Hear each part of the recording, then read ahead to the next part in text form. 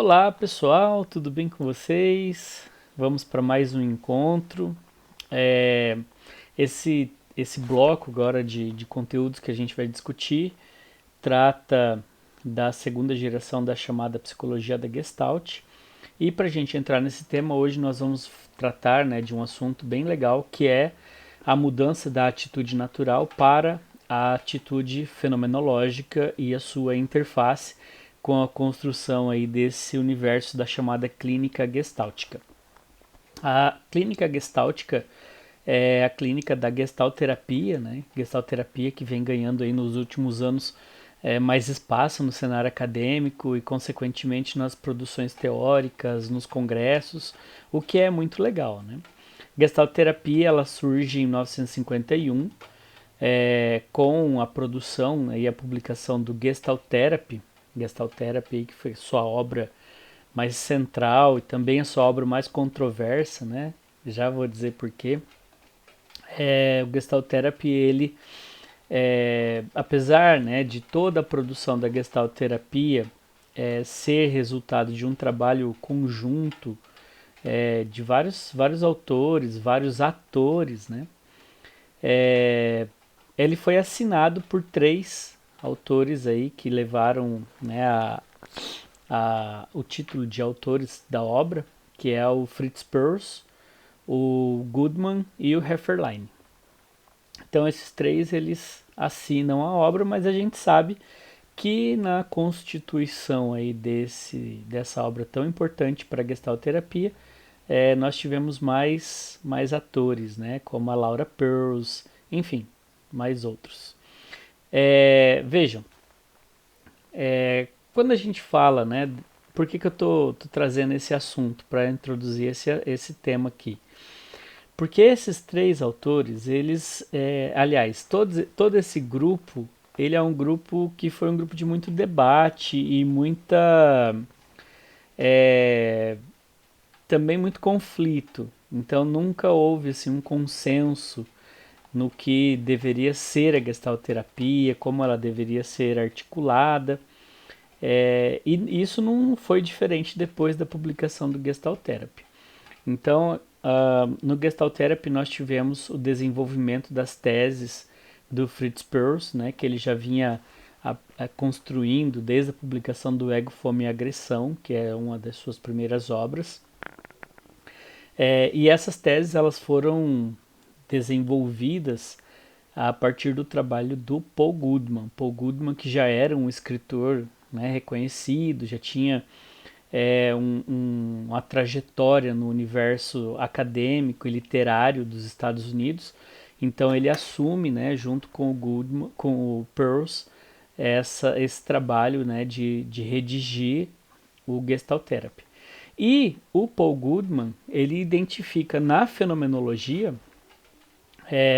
uma fundamentação bastante importante para as teses que o Peirce estava apresentando.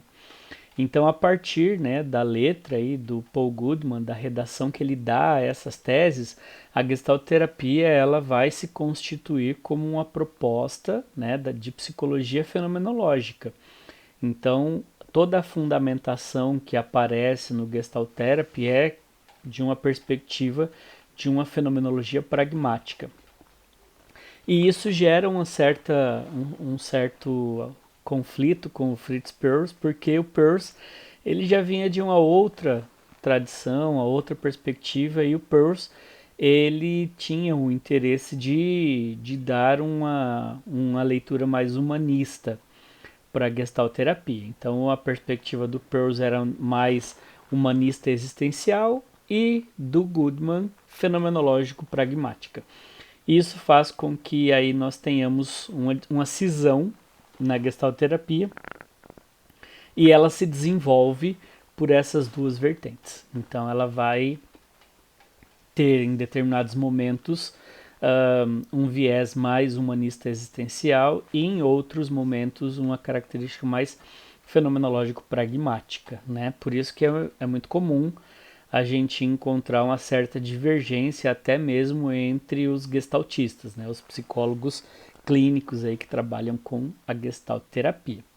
Bem, mas nesse contexto da nossa sala de aula, do nosso trabalho aqui, nós vamos partir do pressuposto, né, de que a Gestalt terapia, considerando a sua tese inicial no Gestalt Therapy, ela se configura como uma psicologia fenomenológica, com a perspectiva fenomenológica. Então a gente se baseia nessa leitura, né, do livro Fenomenologia e Gestalt Terapia, que vai nos dando aí pistas muito importantes para a gente refletir sobre este assunto. E como eu havia mencionado, a ideia é falarmos então da mudança da atitude natural para uma atitude fenomenológica. A atitude fenomenológica proposta pelo Russell é o que vai embasar a transição, né, dessa fase mais idealista para a fase transcendental, né? Então, o que o Russell ele percebe? Ele percebe que há uma tendência, né, de associar o que ele chama de essência com realidades pré-determinadas, realidades que antecedem a essência. Então, seja na natureza, por exemplo, eu reduzir aí a consciência até chegar numa essência, e essa essência corresponder a um fato ou a um objeto da natureza, ou se não, a um ato psíquico, né? Como se essa essência ela se reduzisse e se relacionasse diretamente a uma representação mental que eu tenho da coisa em si.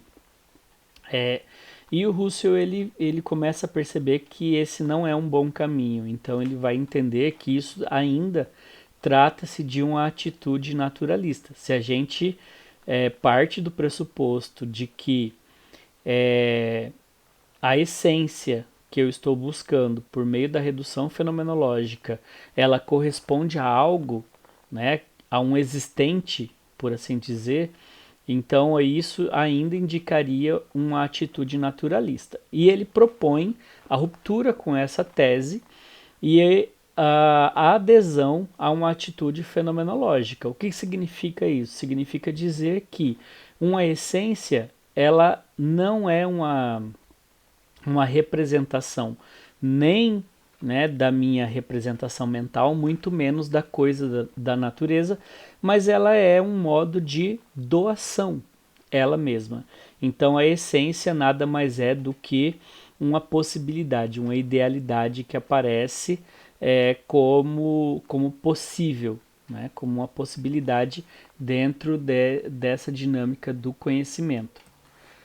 Como que isso vai impactar no modo de configurarmos uma clínica? Então, o exemplo, né, que os autores deste livro que nós estamos lendo eles trazem é um exemplo muito interessante para a gente entender o que significa a atitude fenomenológica no contexto da clínica.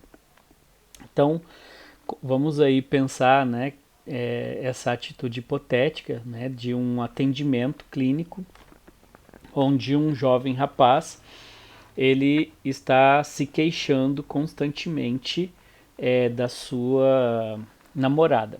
E aqui a gente pode colocar um universo de possibilidades, né? Podemos inverter os papéis, mudar os contextos, mas vamos nos manter aí no exemplo, né? Para a gente acompanhar a sequência lógica.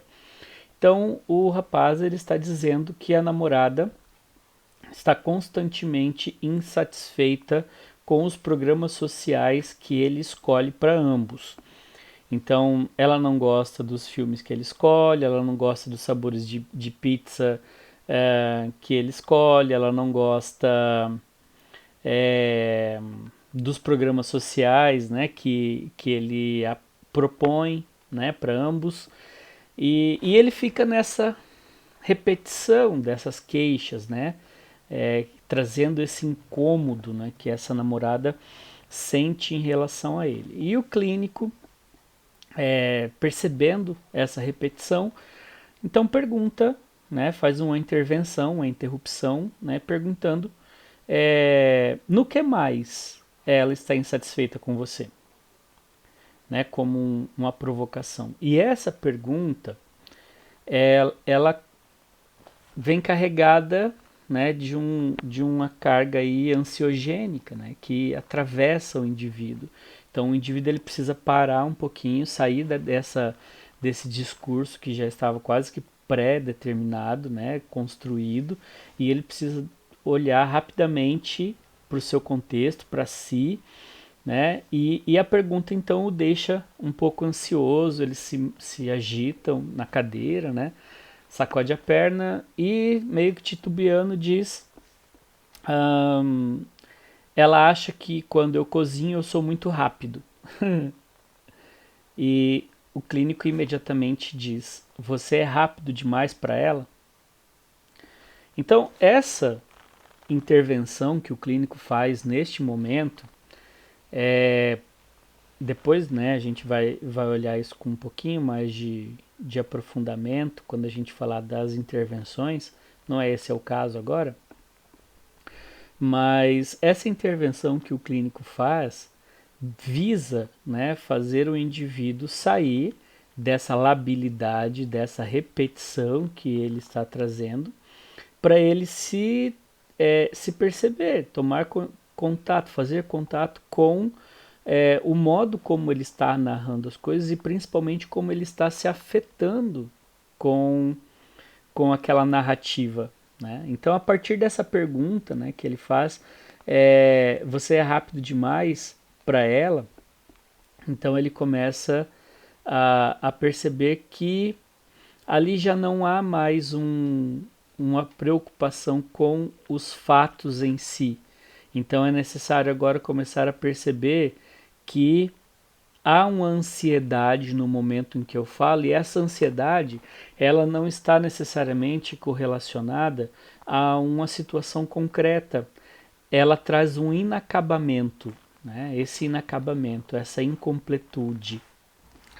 E essa incompletude, ela não se restringe aos fatos que ele havia narrado até então, né? Ela se relaciona mais intimamente a uma forma que aparece.